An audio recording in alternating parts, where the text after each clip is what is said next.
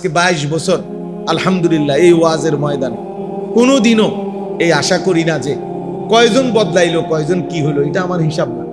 আমার হিসাব হলো বলে যাও, আমার জিম্মাদারি বলতে থাকা, চেষ্টা করতে থাকা, বলতে থাকা, যখন যেমনে যেভাবে সুযোগ পাই বলতে থাকা, 1 জন 10 জন 1000 জন, এটা কোনো বিষয় না।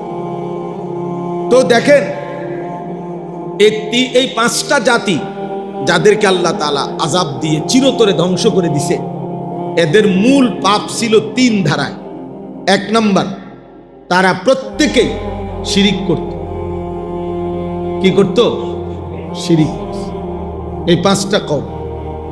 2 নাম্বার, তাদের অন্যতম দ্বিতীয় পাপ ছিল উপার্জনের মধ্যে হারাম রোজগার করত। 3 নাম্বার, তাদের লজ্জাস্থানের চাহিদা পূরণের ক্ষেত্রে হারাম করত। হারাম ভাবে লজ্জাস্থানের চাহিদা পূরণ করত, হারাম ভাবে উপার্জন করত, আর কি করত? এই 3টা পাপ এতটাই জঘন্য যে প্রতিবারই যখন করছে সীমা লঙ্ঘন, আল্লাহ তাআলা আযাব দিয়ে শেষ করে।